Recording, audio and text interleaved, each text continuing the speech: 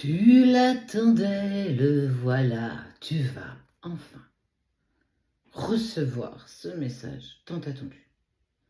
C'est ce que tout le monde attend, c'est ce que tout le monde veut.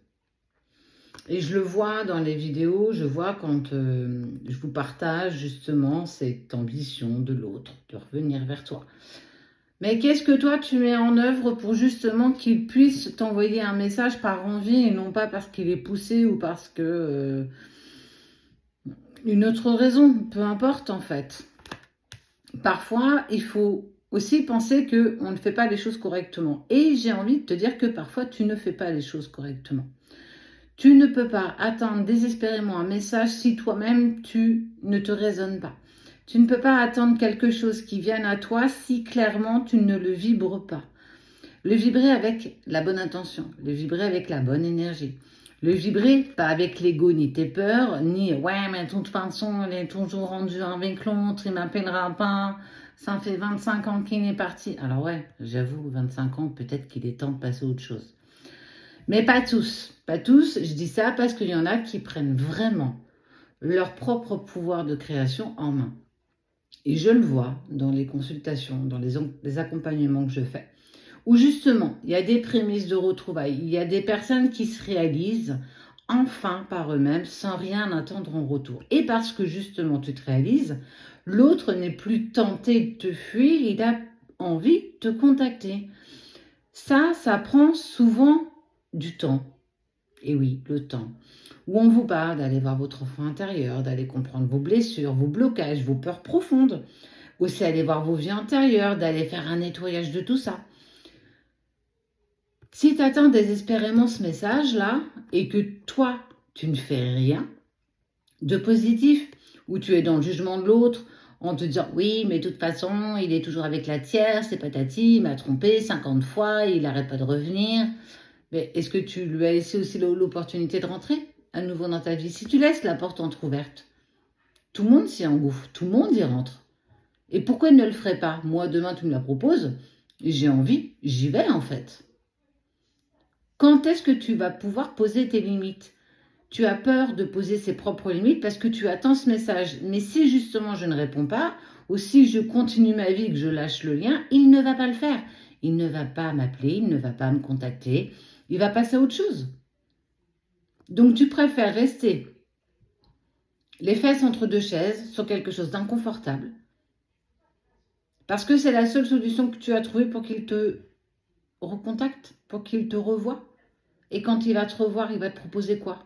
D'enfiler des perles avec lui ou avec elle? Et il va repartir. Tu auras fait que la relation soit devenue toxique. Parce que tu n'as pas posé tes limites. Est-ce que tu prends conscience que le runner a besoin aussi que tu poses tes limites?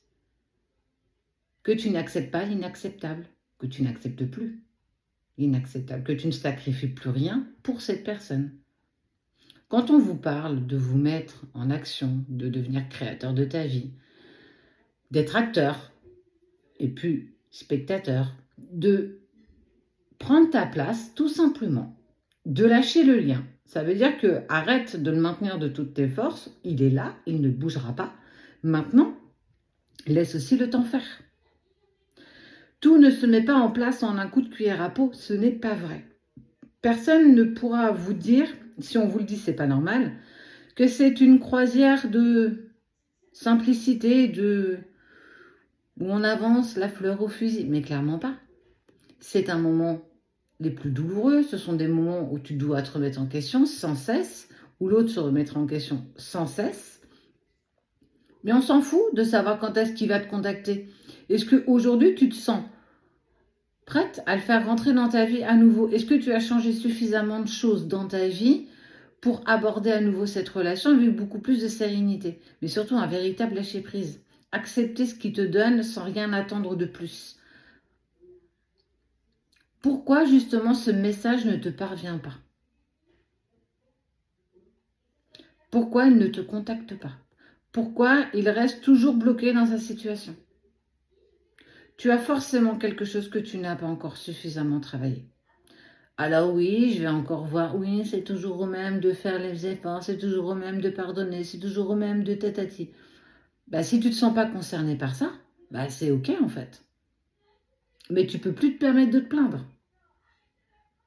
Si tu es en relation sacrée, tout va passer par toi. 90% du taf, c'est toi qui vas le faire.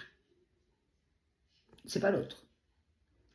C'est juste, c'est pas juste. On n'est pas là pour discuter de ça. On est là pour... Tu veux être plus légère, tu veux avancer, tu veux avoir tant ce message inespéré que presque tu n'attends plus.